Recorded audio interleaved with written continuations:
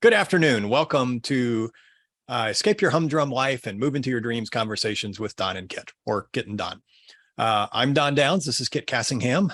Kit, would you like to introduce yourself briefly? Be glad to.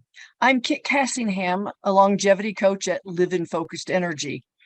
I love working with people who want to be engaged in their life and live with intention.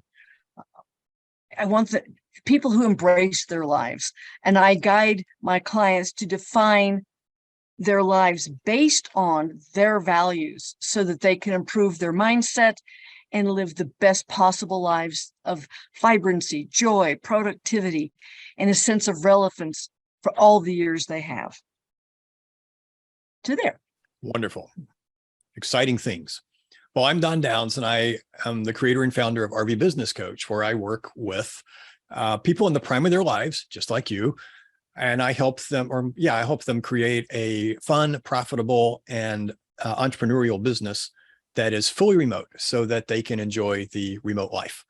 For some people, remote life means living my dream of traveling around the country in an RV. For some, it's traveling around the world or the country, staying in hotels or B&Bs. For some, it means working on the dining room table and not having to go in and be in a cubicle. But whatever your version of remote life is, I'm all over it. And special guest today, we have Miko with us because Miko believes it's a sin Miko. for me to have a Zoom meeting without her in my lap. So she came in and joined just as we got started. All right, so today's topic is about hobbies, and specifically about monetizing your hobbies. Is it a good idea? Is it a bad idea? Is it some of both, like most things in life? And so we're just going to explore this a little bit and see where it takes us. Kit and I both have some ideas, and we'll be sharing those, and like I said, kind of see where we go. First thought, talk a little bit about hobbies. We'll loop back to this at the end, but just a little bit, Kit, what are your thoughts about why are hobbies important to start with? I believe that hobbies keep our minds engaged. I think they expand our horizons. I guess by keeping our mind engaged, it's thinking outside the box and doing other things. I think hobbies are valuable if you have a job you don't like. The hobby can be some of the joy in life. Hobbies can be just different distractions. Like if you're an engineer or bookkeeper or accountant type, then the hobby can let you do your creative stuff so you can balance your left and right brain. And I also think that should you be somebody who wants to retire, that you really retire into a hobby or a set of hobbies. Because I think that if you quit working, quit doing, I think you start dying. So those are a few of the reasons I like hobbies. I agree with all of those, especially the thought of a hobby giving you the outlet away from your work. Our brains need some time for the subconscious to work. And when we're always on the go with work, it never gets that chance. It never gets that downtime. So having something that you're doing, even if you're active, even if you're busy, if you're doing something else, there's that part of the brain that's not engaged in the work that can I don't know what the word is, cogitate on it and might bring you more ideas. And especially your thought about retiring into a hobby. We've seen so many stats about how many people die as a huge percentage. Kit probably knows it, within like the first 3 years of retirement, because they quit going to work every day and they sit in their chair and they watch TV and everything falls apart. The brain atrophies, the muscles atrophy, there's no excitement, there's no purpose. And so something to keep you going is I think extremely important. So and purpose, that's a really good word to use there, that we all need purpose. We all need purpose. Don, in life. I'm convinced of that. The retirement thing, the first time I saw the concept you brought up go into play was a friend's father died at his retirement party. He didn't even get to do the first 3 years. Didn't even get out. Right. And I watched my grandparents, especially my grandfather, start aging and going downhill when he retired. He lasted quite a while, but he and grandma liked to hunt and fish, go camping. So that was a hobby that they pursued. It wasn't enough to let him live past 82, which I guess in those days was a long time, but I lost my grandfather early. Yeah. And, and all over the news the last few days was Olivia Newton-John passing away, and she was Yeah. 72, 73, 73, which whatever. Yeah. really drives home, this concept of we better live life now, because you just don't know, That's right. say she had a normal career and retired at 65. She had 7 years of the retirement portion of the life, which is very short when you look at it in terms of, being 72 years old. So I think having those hobbies now at whatever age is great to give us outlets, to give us excitement, and, keep us young and active, young mentally. Sunday, Yeah. watching Zoom church, and the Yeah. pastor had the children's sermon. He invited all the kids down, and then he says, no matter your age, if you're young at heart, you're welcome to come down too. Come And it's on like, down. man, I wish I was there. I would get up and go down. Yeah, you would. But as we look at hobbies, presumably we do hobbies because we enjoy them. They're things that bring us joy. And so we have the thought, if I'm going to leave my job and do something that I enjoy, does it make sense to take my hobby and monetize it? And the answer is, as I like to answer just about everything, it depends. When you start a business, I think it's really important for it to be something that you enjoy doing. I mean, the reality is every job has portions of that job that we don't like. Every business has portions of the business that we don't especially like doing. So I've seen so many people go into business to do something they love, and they totally burn out because they don't love the marketing and the sales conversations and the bookkeeping and all the pieces that it takes to make a business float. So we need to keep that in mind. Like I said, the business needs to be fun and passionate. Does that mean that you can turn your hobby into a fun and passionate business? Maybe. And I think that's probably something we need to explore a little. The first question about it is, will it produce enough income? And I like to say that to have a successful business really takes three things. You need to solve a big problem, and a big problem can either be a really big problem that you solve, or it can be a smaller problem that lots of people have, and that's what makes it big. So you need to solve a problem. You need to stand out from the pack. You need to have something that makes people want to do business with you instead of everyone else that's doing this. And you need to find a way to scale it. And by scaling, I mean you need to be able to add new clients or customers without adding a ton of additional work for you. So we want to break that dollar for hours trade if we're going to have a seriously successful business. And so we can look at our hobby and ask that, does this hobby solve a problem? Maybe, if you like to knit sweaters, yeah, it solves a problem, keeps people warm. Is it a big problem? Lots of people get cold and want sweaters. Maybe so. Is it? There are other things to knit besides sweaters, Don. Toys and socks and hats and skeletons. Someone sent me a picture the other day of a knitted skeleton that was pretty scary.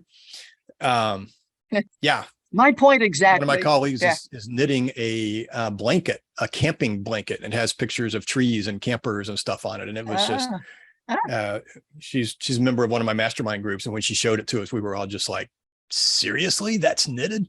So yeah, there's lots of different things you could knit. Can you do it enough to make a business is a good question. I've known a lot of people who started photography businesses only to find out that when they had to do it for a living, it no longer was fun. Took the joy out of it. Took the joy out of it because they were having to work all the time, instead of, I think I'll, amble down to the beach and see if I can catch a sunrise. It becomes, I got to have a sunrise because I got to get this published. So, that pressure took a lot of the fun out. I had a friend who was a woodworker, and he did beautiful work, just the most immaculate woodworking I've seen, I guess. I'm not going to compare him to my dad's woodworking, but both were really, really good. And I was talking to this guy one time. I said, hey, would you make me something? And he said, no. And I was like, why not? And he said, I don't work for others. I just do it for myself. I was like, why? And he says, takes all the fun out of it. It's like, look, I won't put you under any pressure. And he says, don't like the schedule. I said, look, you can have years. I don't care. And he says, Don, he said, last night I sat in my workshop for 2 hours looking at a piece of wood, waiting for it to tell me what it wants to be. I can't do that if I'm having to make something for someone else. Yeah. And it really impressed upon me that he got it. He knew woodworking was his hobby and he wanted to keep it as a hobby. He, not only kept the wall between it, it was a brick wall that he had this special place he could go for his hobby. And I think that's an important thing to keep in mind. Even if you make your hobby your business, you probably need another hobby. Don, I know a fellow who uh, I believe his career was as journalist. He was a newspaperman at some level or another, or several levels, perhaps. He is recreating that journalism newspaper life for himself in his retirement, starting off with writing columns. And he gets involved with podcast interviews. And he slowly is working, building his audience. And he's just posted that he has a subscription model for one collection of his articles or news scrapings. And I think that's a great way of looking at hobbies or monetizing an old job in a new way, because these are his rules and guidelines he gets to make and follow. And from what I can tell, he's having a great time. Don't know if he's making money, but I don't think he needs to make money. He needs to stay busy, engaged, involved. So that's Right. another way of doing things. That is a great way to do things. And, one thing to think about as we monetize a hobby is, does monetizing a hobby necessarily means it needs to become your full source of income? Or can you just monetize the hobby and get some additional income, some side income, but still have some other thing as your main source of income? And I think that's a more easy thing to get your arms around trying to monetize a hobby. The guy you just talked about is a great example of that. Might it turn into more down the road? Very possibly, but he doesn't have the pressure of, I got to sell articles. I got to sell subscriptions. I got to do this and that in order to be able to pay my rent next month. He's got that covered. And then if whatever comes out of this is good. So I think that partial monetization is definitely something to consider. And some people partial monetize a hobby, not even for the money. It just works that way. And I think about my mom and dad in that example. Mom liked to paint and dad liked to work with wood, and they would exhibit at local craft shows and sell their crafts. But dad said the reason he did it, he says, when you make this stuff, eventually you've got all of it that you can have in your house. You've given your kids all that they can take into their house. You've given your friends and neighbors everything that they can take into their house. And if you're going to keep making it, you got to find a way to move some of it out. So they would go to these craft shows, and the real intent was to move it out, to make room to make new things. And, got a little money on the side. That's awesome. But they were in no way trying to make a living out of selling these things that they made. It sounds like summer gardeners with their tomato and zucchini overabundance, or cucumbers. Nobody more wants any more. Stop. That's right. The greatest thing in the world that can happen to you is your next door neighbor starts growing tomatoes, because you're going to get some. Right.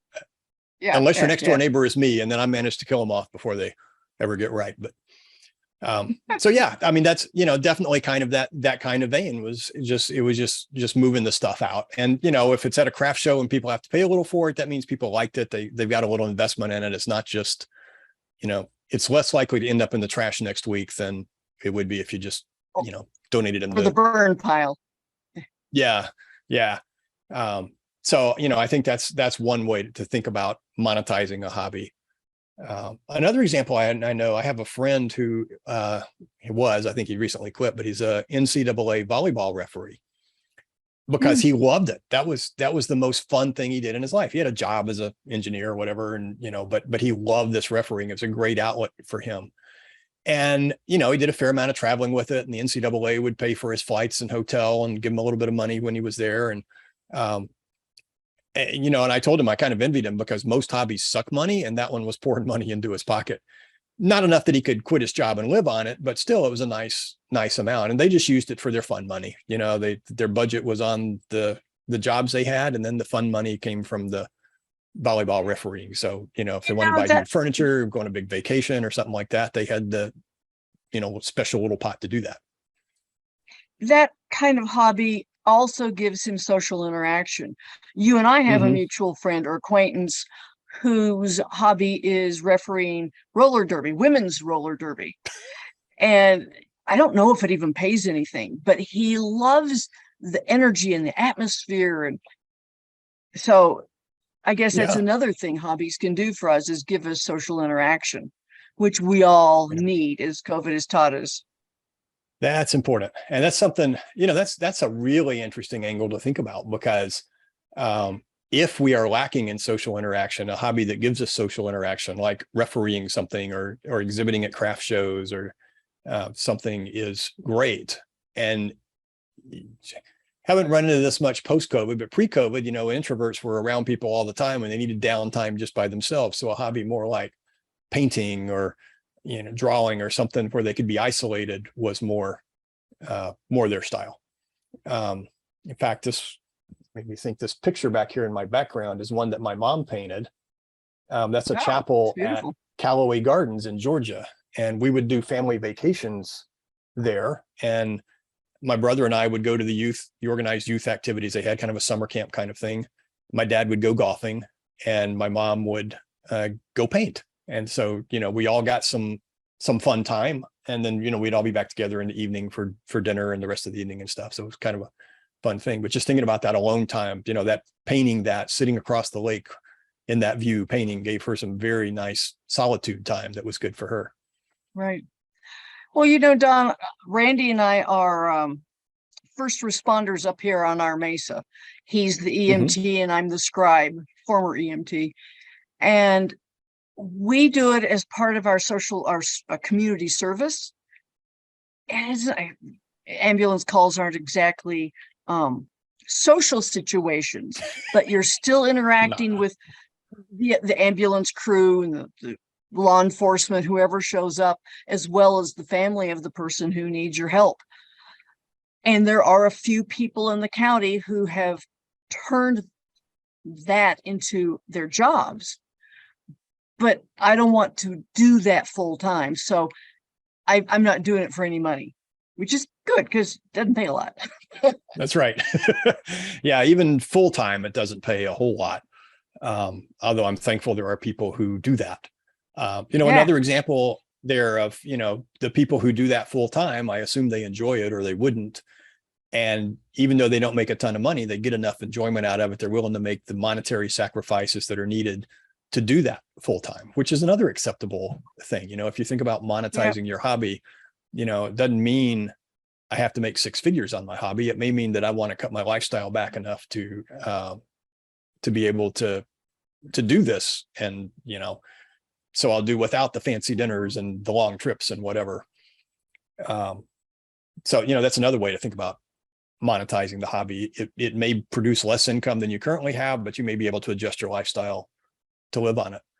But we also have to think about not every hobby is really designed to make money for everybody. Kip mentioned being an EMT. Some people make money out of it, but for her, not going that route. A lot of people like to travel. And I know I've talked to a number of people who their idea is they're going to quit their job and they're going to travel and they're going to blog about their travels to make money. And that's a really rough way to make money. I mean, it takes a while to get a blog monetized to the extent that it'll pay for all of your travels. Well, Don, do you know yes. one of my goals, dreams is to travel, but taking people on long walks. I don't expect to make a living, but it would be nice if the other people coming paid for my expenses and maybe a little more, but and I haven't explored it enough to know how financially viable it is, but I have a lot to offer fellow walkers, so I might as well give it a try. Yeah. And that's the thing. And again, you're kind of going into it with the attitude of it's an alternate income stream, not necessarily going to pay all the bills. Particularly with travel, you need to make sure you have an emergency fund because stuff happens. Cars break down, motorhomes break down, reservations get messed up, and the inexpensive place you were going to stay is booked, and the only place in town is $700 a night. You get sick and go to the hospital. Stuff happens. And so if you put together your budget and it's a shoestring budget, it's likely to cause some problems unless you've got a good savings account behind it as for an emergency basis. Well, but Don, go ahead. Part of my idea, though, is that the walks, in addition to, I introduce people to parts of the world in ways they might not experience without me. And because I'm a coach, I'm hoping that some of those people will become coaching clients. So it's a lead gen for me also. Yeah, that's another way to look at it. And that's a great point that, not everything you do is immediate cash. But taking people on these walks could be an excellent lead gen into a more expensive program. And that's a good segue into another piece that I was thinking about is if we're going to monetize our hobby, and especially if we're going to try to get significant income from the hobby, it may require a shift in focus and a change in mindset about our hobby. If you're thinking about a photography thing, there's a lot more money in commercial photography than there is in, say, nature photography. So, maybe you want to shift your focus and do 80% of your time in commercial photography to pay the bills and 20% of the time in nature photography to have the enjoyment out of it. Another possibility is a lot of times there's more money to be had teaching or coaching around topics related to the hobby than the hobby itself. Maybe you teach photography classes or there's a lot of photography classes out there, so that's still a little tough, but something like Kit just mentioned, I'm going to take people on walks in nature, which I enjoy doing. And that can be a segue into longevity coaching, because I assume there's a link between people who like to walk in nature and longevity. I would like to think so. People who want to be in nature, people who want to move and be active are more likely to have a long life. So longevity is health span plus lifespan plus joy. And hopefully you get all of those, at least components of those, on long walks. And for people who don't walk, there still can be adventure travel. Where are we going to go? What are we going to see and do? Right. Yeah. And even if you enjoy the walking, that's only one piece of the whole puzzle. Right. So, that's right. Someone interested in longevity who goes on a walk with you may very well want to hire you to help them fill in the other pieces of the puzzle to reach their longevity goals. I'm intrigued with what people do and don't know about living a good life. I'm reading Michael Phelps, one of his books right now, and he was talking about what the guys ate at a particular Olympics. It may have been the China Olympics in 2008, but all the fried foods, the hamburgers, the French fries, et cetera, I thought, professional Olympic athletes are eating like that? And if they're eating like that, what do common folk like you and me, are we eating healthy foods so we could live good lives? It's an interesting question. Yeah, that's a really interesting question. I mean, I would think a professional athlete probably can digest that stuff and process it better than a sedentary person, but it still shocks me they were doing that, because I just can't believe it doesn't degrade their performance to be eating lots of it degrades all fatty, kinds of salty, things. Processed foods. And the flip side of that's really interesting. The flip side of that story is I just heard about a guy, Colin O'Brady, who walked across Antarctica in like 54 days by himself, pulling everything he'd need. I suspect he made water from the snow that it was probably around him. But he went so far as to go to nutritionists and doctors to find out what his body composition was and what he needed to be at his optimal performance. They made a food bar, energy bar for him. And it was so many calories, and he just popped those in his mouth as he walked along. But he used mindset from the beginning and all the way through. Turns out there was another guy on the walk with him. They took the same plane and landed at the same time. Obviously, if you're on the same plane, you do land at the same time in a good landing. Usually, yes. But so they had to figure out, well, we can't walk together. Colin's attitude to make a solo walk, we can't walk together, right? Right. Yeah. Colin's attitude was, I'll walk 10 hours a day and sleep. And one day, the other guy just charged ahead. And I think he was walking 12 hours a day, but he was walking longer than Colin. And one day, Colin ended up at the same place, and the guy was already making camp. And Colin said, to himself, I'll walk a few more hours to get beyond this guy. And the next morning he goes, I walked 12 hours once, I'll do it again today. So he did the rest of so his mindset had shifted from I can only walk 10 hours a day to I can walk 12 hours a day. Sure. And I thought that was interesting. So talk about a hobby that wasn't a moneymaker for him initially, but he's turned it into a moneymaker. I'm sure he's invited to speak on shows. He's written at least one book. He's probably written more. And all the interviews and the shows, and who knows what, does he coach people who want to walk across Antarctica or Greenland or whatever? So a crazy money sucking hobby can become a crazy money making hobby. It can. And again, that's that mindset shift of. Right. And he paid attention to his nutrition. Mm-hmm. What? Yeah, it's part of it. Yeah, but I mean, that's a great point. It's another example of walking across Antarctica didn't make him any money at the time, but then I'm sure he's leveraged it into stuff after that with sponsorships and speaking engagements. And so, that mind shift around, hey, there actually is a way to make money with a hobby of walking. So, if you're open to that and you think about how can I, he had to pull everything, 350 pounds of sled. Wow. Can you pull that kind of weight? Not for long. I guess he pulled it for 12 hours a day eventually. I mean, but he worked up to that, I'm sure. And in fact, that's an interesting point, Don. Maybe our hobbies start as small chunks of time each day. And with time, they take up more of our time. Through time, mm-hmm. They occupy more of our attention. Right. And if we're, working towards a goal of monetizing it, that may make a lot of sense to do it that way. I mean, it may also, if it's not, but I'm just thinking, if we're going to monetize a hobby, it doesn't mean we have to take exactly what we're doing right now and try to make money off of it. We can spin and flex and look for different ways to do it. Now, I think you started that story by saying you recently read about it. Is that right? The Antarctic guy? Yes. Yeah. A friend told me about it, and then I've downloaded the sample of his book, and we'll read it when I finish Michael Phelps' book. I can only read one. I'm only willing to read one at a time. Right. Sometimes I have I joke I like my Kindle because I can take all 200 books that I'm in the middle of reading with me everywhere I go.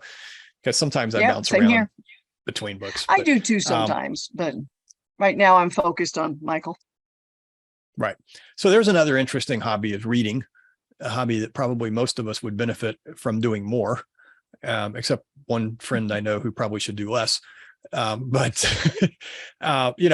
reading, another one of those hobbies, may not directly be monetized. I mean, I don't see anybody paying me to read a book a day or 10 books a day or whatever, but or writing book reviews for them. Right. Maybe I might get a little for writing book reviews. I don't know how good a business that is, but I might learn something that spurs me into something else that becomes a monetary thing, or there might be ways to leverage it in some other way. Maybe not, it's probably not a 6-figure job, but you could probably start a book club thing and, sell books and discussions around it or whatever. So there's lots of ways to monetize different hobbies. And the thing you really got to do is go into it with eyes wide open and say, do I really want to monetize this? First of all, will it take all the fun out of it if I do monetize it? Secondly, if I'm going to monetize it, am I going to try to make it my sole source of income, or am I happy if it just brings in enough to offset the cost of the hobby? I remember years ago, I went skiing, and, I'm up on the ski slope and I'm thinking, why am I here? I really don't like being cold. I don't like being wet. And every time I fall down in the snow, I get wet. I don't like going downhill fast. And that's the whole object of skiing. It was like, why am I here? And it was because that's what all my friends did. That was the big hobby where I was living. Everybody went skiing. And I thought, well, this is dumb. The last thing I need is another expensive hobby. And I stopped and thought, isn't expensive hobby being kind of repetitively redundant? But I just didn't need that, and most hobbies are expensive by their very nature. Unfortunately, some businesses are technically hobbies because you're pouring more into them than you're getting back. So if you can monetize a hobby enough to pay for itself, that's pretty darn good. And maybe that's all But you Don, want to do. some hobbies are service. I Mhm. was talking to a woman here in the county. I met her when we were on the pandemic planning committee 15 years ago ish, whatever. And we've stayed in touch. And I called her about something else recently. And when we finished talking about that, I asked her how she was doing, a fairly new widow. And she said, "Oh, I'm having a great time. I volunteer at this, and I have a walking club, and I do that. I see my grandchildren." And she sounded really good. And that reminded me of somebody in my neighborhood when I was growing up who volunteered at the Audubon Society. I don't know exactly what that entails, but after several years of volunteering, the local Audubon Society hired him as their director. So he accidentally monetized a hobby that was, I don't know if he was out bird spotting or what, but so hobbies are, I'm going to say hobbies are really intended to loosen your brain, help you relax, stretch your Mhm. brain, get you I outdoors, fully maybe agree with that. get, Yeah. get you with You people. mentioned hobbies that are a service. My wife and I are both ham radio operators, as I believe you and Randy both are. Yeah, we are. And pre-kids, we used to do a lot of public service events, providing Yeah, communications for walkathons and bikeathons and Skywarn weather alerts and stuff like that. With the demand of kids, it's been harder to find the time to get out there. But yeah, that was a fun hobby that was a public service in it as well. Ever going to make money on it? Probably not. But like you said, we need a hobby that doesn't make money. Even if you're doing something you love and you're able to monetize it and that becomes your full source of income, you're still going to need a hobby to step back from that and let the brain right, work. right. Um, That could be piano so playing, painting, walking, gardening. I mean, the list goes on and on. yeah, on and on and on. There's so many things we can do. So if we think about it, Bennett, we've talked about having hobbies. We've talked about maybe monetizing a hobby. We talked about needing a hobby we don't monetize. And then you just spurred something in me when we talked about there's so many things you can do. Have you ever thought about how to discover new hobbies that might be interesting?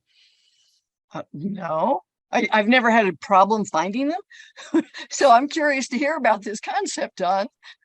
So I don't know where I saw it. I ran across an article a couple of weeks ago that talked about that. And they had this list of like 500 hobbies. And what they suggested you do is first skim through the list and circle the ones that had any appeal to you whatsoever. Not that, oh, I've always wanted to do this, or this would be really, but just, that's kind of intriguing. I wonder if I would like that. And mark all of those. And then what I felt was really neat was they said, when you sit down on the sofa and you pick up your phone and you're about to start doom scrolling, set it down, pick up the list and go, which one of these do I want to tackle? And pick one of them. And then just, that's my hobby for this week. And so every time for the rest of the week, you start to zone out on the phone, go do something with that hobby. And by the end of the week, you're getting a pretty good feel for, yeah, this is something I want to continue on, or, nah, not for me. We'll do another one. But I thought it was a great mindset of taking time that a lot of us, me included, tend to waste, tend to lose track of, and consciously saying no, rather than go down this rabbit hole. I'm going to go do something to develop my mind. I'm going to go do this hobby that, not necessarily, directly developing the mind, but will certainly, I believe, indirectly by having that hobby time help you. So I thought that was a really neat idea. Yeah. So, and I guess in that vein, I'm working on learning Italian. So when I walk the way of St. Francis next year, I'll be able to understand a little bit of what's going on around me and order food and reserve a room and stuff. But it's interesting. I do pick my phone up because that's where I study. I'm doing it on Duolingo, and I can get really absorbed in the class. When I can't remember a word I just used, it's my signal. My brain's tired, time to do something else. So even with hobbies, we need to remember to take a break. We can't just keep going on and on just because it's fun. We need to take a break, do something different with our body, get some different fresh air, and then go back to it or to something else. Wait, are you saying we should do all things in moderation? No, no, I'm not. Maybe not all But things, but we should exercise moderation in our lives. Well, we need to exercise variety. How's that? That sounds good. Variety. Yes. So talk to me about that. What does exercising variety look like, and how does it help us? Well, I think variety is taking a break you pick the time frame, 5, 10, 20, 90 minutes. When you're doing your exercises, walk sometimes, jumping jacks sometimes, bicycle, swim, do different movements. And they say you should, I suppose you need to be lifting weights and doing cardio and stuff, but shake it up, do different things. Eat different food all the time. Don't have the same thing for breakfast, lunch, and dinner every day, because your body wants variety. It does. And, the one thing you quite don't a bit. do with the one thing you don't do with variety is sleep. You want to go to bed at the same time and get up at the same time. I've heard that many times. So other than that, everything else can be variety. In my opinion. Food variety is kind of funny to think about, because my wife and I both have meals that we remember our mothers making a lot when we were growing up, and they just aren't that appealing, and even if it wasn't all the time, it's like, there was one that her mother would make every Sunday afternoon. Every Sunday they had, I don't remember what it was, barbecue chicken, oven barbecue chicken or something. And, every Sunday. And now she's just like, God, don't ever talk about oven barbecued chicken. I don't want to have it, So even though it was only once a week, right, you lost the variety aspect, and it grew old and you quit wanting it. My mom was real good about doing variety on our dinner plates. She made sure we had a protein, a vegetable, a fruit, and a starch. And sometimes the fruit was just a little bit of fruit juice. As she aged, she lost that balance and variety. She was very proud of the meal she served herself and Dad every night. A little bit of chicken breast, one slice of red bell pepper, one slice of green bell pepper, and I forget what the starch was, or the fruit, but every night. And I don't know why Dad didn't put his foot down, but maybe he was afraid she'd say, then you cook dinner. Right. That might be. So even the variety of our friends could probably be good for us. That can make a difference. Yep.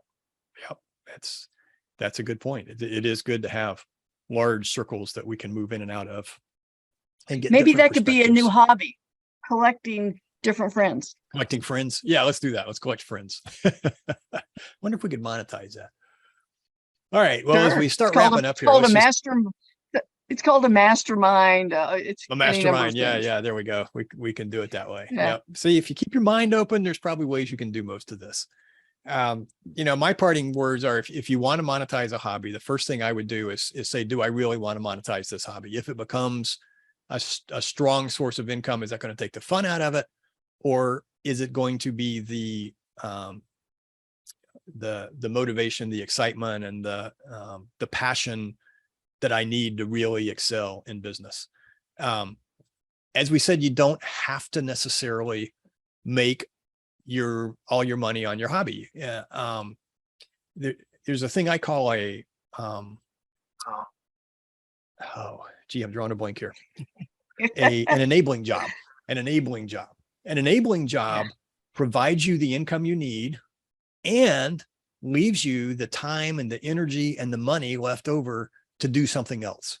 So I know a lot of people who have enabling jobs that, it's not like they're passionate about the job, but it's not like the job wears them out either. So they put in their time, they get their paycheck, and then in the evenings and on the weekends, they fully explore their hobbies, because they're totally out of the work and able to do that. So that's something to think about. That might be the best way to monetize a hobby, is to monetize something else and let you enjoy the excitement of the hobby. Well, and Don, when you talked about that, one of my thoughts was, if you have a job that you're doing just for the money, you might actually hate that job, and that's really unhealthy for you. So my recommendation is to change your mindset and find the joy, even in a tedious job, a dead end. I mean, you come up with the adjective for the job, but if it's an enabling job, you can still find joy in it. And that makes your life a lot more pleasant and healthier and longer. And so, oh, we're back to longevity, aren't we? Yeah. Well, Sorry. yes, I always. like you. I like that. I mean, I think that's good. part of the goal, right? So, yeah, I think everything we do intertwines in longevity one way or the other. So I think it's good to keep that focus on us. And that is an excellent point, Kit, about if I have an enabling job, if I don't have the right mindset, I'm going to grow to hate the job because it's just, going to work, do the work, come home, boring, boring, boring. I don't want to do this. But if we have the mindset of, hey, this job's cool, I can do this. And because I do this, I can do these other things. That's much healthier. My wife has a friend who's a writer and she writes books, and she has a part-time job as a house cleaner. Now for most of us, house cleaning is kind of a job we don't really want, but she loves it. It's totally mindless. She goes through it and doesn't take a lot of focus to clean the house. Her mind can wander on other things. So she's, her subconscious is working on her plot lines. And she says, cleaning other people's houses, she gets a lot of great ideas for stuff to put in the book. That's why I won't hire her. Yeah, well, it's easier to clean. I don't enjoy cleaning my own house, but cleaning right. something else. Cleaning others, not so bad. Saying that, right. I've just spent the past 2 months decluttering our house. And that has been very exhilarating for me. That is, it is. It's that's a tough thing. Cleaning. It's a lot of work to declutter. But every time we do a declutter session and move a bunch of stuff out, we feel better. So but we're also exhausted. And like I've seen on the Andy Griffith show, after doing a lot of cleaning, and Andy says, doesn't that make you feel good? And Opie says, yeah, good and tired. So on the hobby thing, I think it's important we have something that we're passionate about in our lives, and that we've give time to follow that passion, whether it's our work or our hobby. We need to do that. Again, I'm reminded a friend of mine, when I was talking about, finding something you're passionate about for a business. And he said, it always makes, when someone talks about being passionate about your work, I always think about my grandparents who were chicken pluckers. They met in a chicken plucking facility, for every day for whatever, 50 years, they went into the chicken plucking facility and plucked chickens together. He says, I got a feeling they weren't real passionate about that. And I got a feeling he's right, but I got a feeling that chicken plucking was an enabling job. And that gave them the time and the money and the energy to raise their kids and do the things they wanted to do. So, with the right attitude, the right mindset, it worked out fine. I think if we are going to monetize our hobby, we need to really look at it and say, is it really feasible? Is there demand for this? Is there a niche where I can make demand for it? Can I change my mindset about the hobby and find some other angle of the hobby to create something that there's demand on? Because again, as I said earlier, the 3 things you really need: you need to solve a big problem, you need to stand out from the pack, you need to be able to scale it. And so look at your hobby through that lens and go, how can I, first of all, does it solve a big problem? Are people going to want this? Secondly, how am I going to stand out from all the other people doing this, all the other knitters, photographers, walkers, whatever? And then third, how on earth can I scale this business? It might be that you hire other photographers to help you, but then you're not taking all the pictures. So it's just something to think about. And then, as we said, think about, are there other businesses or jobs that you can do that bring you joy, that can be an enabling job, provide the money, but leave the time and the energy and the emotional energy and the physical energy and the money to pursue the stuff you do. And even, as we said at the beginning, even if we have the perfect hobby that we can monetize and make it our passionate work that we're so passionate about, what do you think we need to do, Kit? Do we still need a hobby? Absolutely. Maybe 3. Variety, but that's my ADD talking. Yeah, that's good. Yeah. Yep, that's good. So, you already mentioned this a little bit, but I just want to roll back and throw it in one more time. This whole concept of being passionate about something, whether it's our work or our hobby or hobbies. I got to believe that is going to help with our longevity. And I'm not the expert, so Kit, I'm going to give you the floor to talk about that a little bit. Well, I can't talk long because it is time for us to wind down, but being engaged in life is a huge component of longevity. When you're engaged, you're curious, you are doing things that keep yourself involved with others and developing a positive mindset. So I don't know, we can have a whole other conversation on that sometime. We should do that. Write that down. We'll do a whole conversation on that. But I think that is super important, that staying engaged in what we're doing, staying active, keeping the brain engaged, and the one that we overlook so often these days, keeping a positive attitude. Whether and that I will comes also from, add, go ahead. Don, we also need to feel like we are contributing, we're making a difference. We're contributing. We have a purpose. And that's a lot of what hobby does for us, is it gives us a purpose, a way to contribute. Right. So. Yes. Especially hobbies like you're being an EMT. Yeah, well, or that's one you can obviously look at and go, here's where I contribute. But that's very, very true. So, and I think one of the things we get out of a hobby is it's either a de-stressor or a shift of stress. It can decouple us from the stress of the everyday to day, and give us a way to actually respond to the stress better. Because, it's not so much the stress that we have, or as much it is how we respond to stress that has the ultimate impact on us. Absolutely. So, all right. So in summary, I say, if you don't have a hobby, go get one. And if you're thinking of monetizing your hobby, think about how you want to go about that and what other hobby you're going to do to fill the place of a hobby. Or maybe you pick up a new hobby and monetize it. I don't know. Any final words, Kit? No, but I guess my final word is to promote myself a little bit in saying that if our discussion or touching on the aspects of longevity has intrigued you, I have written a manifesto of what I think the important elements of longevity are. So you can go download that PDF, access it online. And let's see, do I have it written down? Yes. It's at my website, liveinfocusedenergy.com/manifesto. And download your copy and get what you can out of my ideas of what's important for a long life. That's great. Yep. Great. And I would encourage everyone to go get that manifesto and read it, because I think we all want longevity. I believe I used to joke that I want to live until I stop living. And I think that's part of what longevity is staying alive up till the very end. So I encourage you to do that. For my part, if you are intrigued by monetizing a hobby or anything else you're doing, that's what I help people do. So I'd love to just sit down and chat, and we can sit down in about 30 minutes over a cup of coffee or whatever, and discuss what your goals and desires are, and whether or not it looks like it's a great fit for you to go down this entrepreneurial business route. And if it looks like it's a great idea, then we can see if it makes sense to work together. So we can have that free 30-minute meeting. Just go to virtualcoffeewithdon.com or rvbusinesscoach.com/virtualcoffeewithdon with a dash between each word. So virtual-coffee-with-don. Yeah, I think that's it. Got it. Yeah. Okay. So I guess that's it. Any final? I'm just going to remind people, I'm Kit Cassingham, longevity coach at Live in Focused Energy. And I love working with people who want to live with intention.